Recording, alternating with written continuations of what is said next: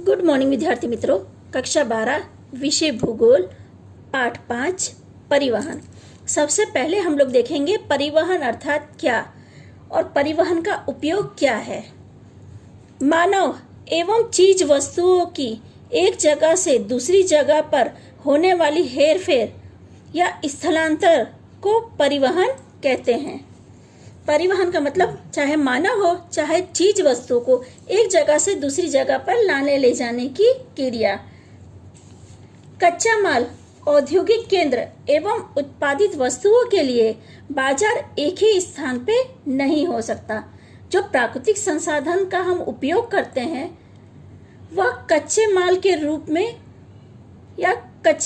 रूप में उत्पादित क्षेत्रों या उत्पादन के क्षेत्रों से बाजारी क्षेत्रों के साथ जुड़े हों और यह कार्य परिवहन के बिना संभव नहीं हो सकता।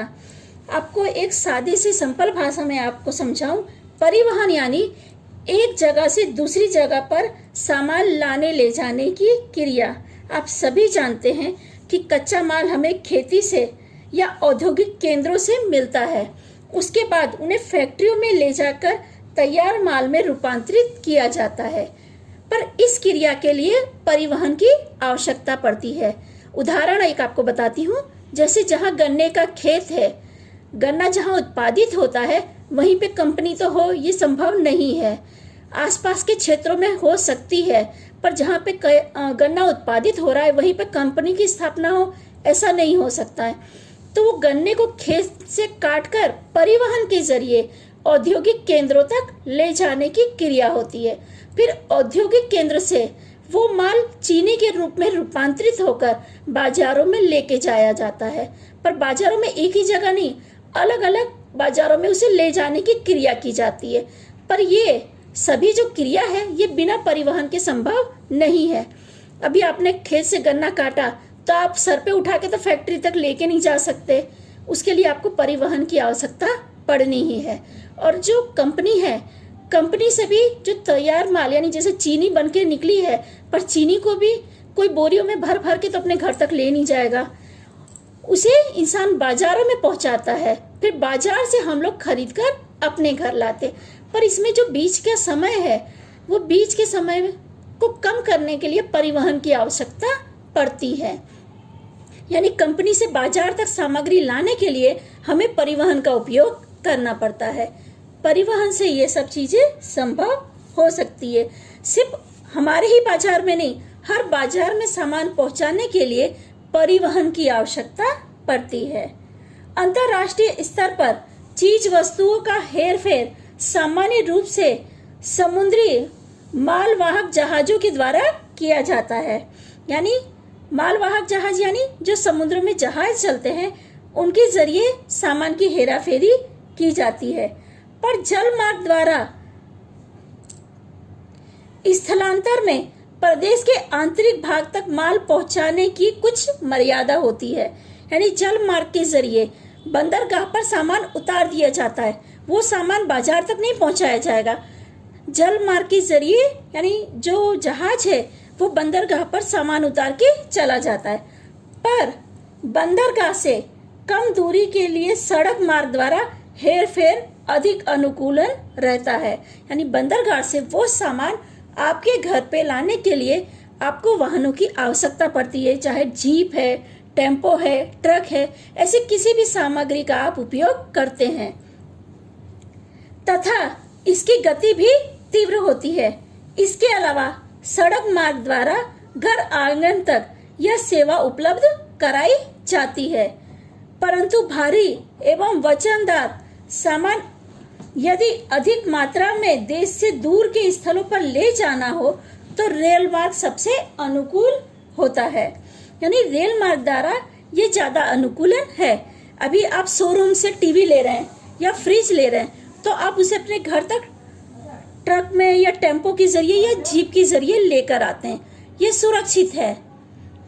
आप उस समय ये नहीं सोचेंगे कि हाँ चलो आपने फ्रिज ली तो फ्रिज आप अपनी बाइक पे या ऑटो रिक्शा में ऐसे सामग्रियों में नहीं लाएंगे। उस समय आप जीप का या खटारों का या ट्रकों का उपयोग करते हैं, तो वो ज्यादा सेफ है आपके लिए। और हवाई मार्ग सबसे महंगा है, यानी हवाई मार्ग के जरिए भी सामान का स्थलांतर किया जाता, पर ऐसी जगहों पे जहां पर रोडों का विकास नहीं हुआ है, यानी जो दुर्गम रास्ते हैं या जो दुर्गम स्थल हैं, ऐसे स्थलों पर हवाई मार्ग का उपयोग किया जाता है, पर यह सेवा थोड़ी महंगी है। एक व्यवस्थित परिवहन प्रणाली की रचना के लिए परिवहन के अलग अलग माध्यम एक दूसरे के पूरक एवं सहायक होते हैं, यानी परिवहन भी ऐसा नहीं है कि एक ही तरह से हो सकता है। अभी बड़े ट्रकों में सामान भर के शोरूम तक आ रहा है या दुकानों तक आ रहा है, वो बड़ा ट्रक आपके घर तक सामान नहीं पहुंचाएगा। आप अपने घर पर सामान लाने के लिए छोटी जीपों का या टेम्पो का उपयोग करेंगे, बड़े ट्रकों के जरिए आप अपने घर सामान नहीं लाएंगे। तो यहाँ पे यही समझाने की कोशिश की कि हर परिवहन एक दूसरे के लिए सहायक रूप है, यानी सहायता करता है। बड़ा ट्रक है, वो माल सामग्री उस व्यापारी की दुकान तक लाएगा, अब व्यापारी के यहाँ से अपने घर तक अपने साधन के जरिए या कोई सुविधा के जरिए लाते हैं, पर हर परिवहन एक दूसरे की सहायता करता है। यहाँ पे परिवहनों के माध्यम दिए हैं: जमीनी मार्ग, जल मार्ग, हवाई मार्ग, पाइपलाइन और रोप वे। ये परिवहन के माध्यम है, प्रकार नहीं है, ये पांचों माध्यम है। मैं फिर से आप लोग को बता रही हूँ, जमीनी मार्ग, जल मार्ग, हवाई मार्ग, पाइपलाइन और रोप वे, यह परिवहन के माध्यम है। और जमीनी मार्ग में सड़क मार्ग और रेल मार्ग।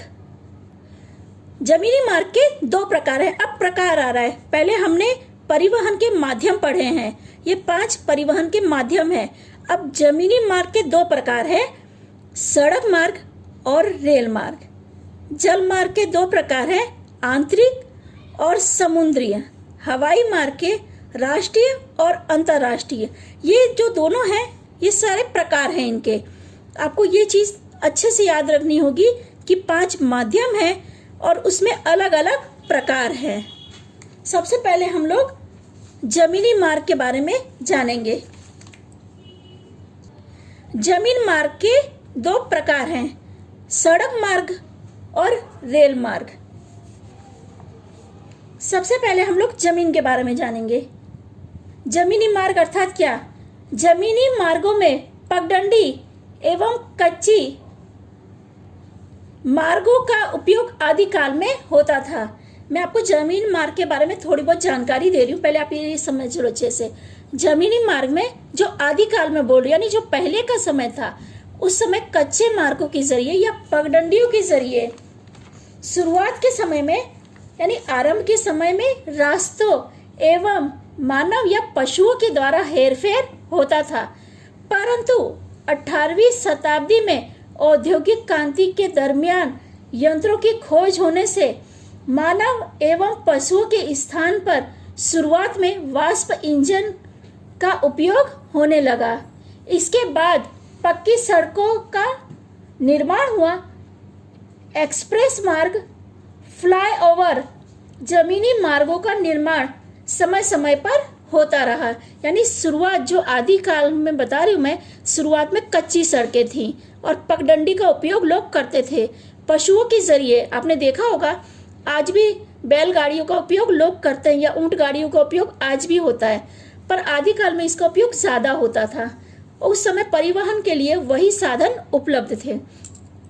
पर 18वीं शताब्दी जो औद्योगिक क्रांति हुई, उसके बाद हर चीज का विकास होने लगा। बाद में सड़कों का भी विकास हुआ। कच्ची सड़कें पक्की सड़कों में रूपांतरित हो गई, पक्की सड़कें एक्सप्रेस हाईवे में और फ्लाईओवर का निर्माण हुआ, जिसकी वजह से परिवहन की सुविधा में और भी बढ़ोतरी होने लगी। ठीक है विद्यार्थी मित्रों, आगे की चर्चा जो सड़क मार्ग है वो हम लोग अगले वीडियो में करेंगे।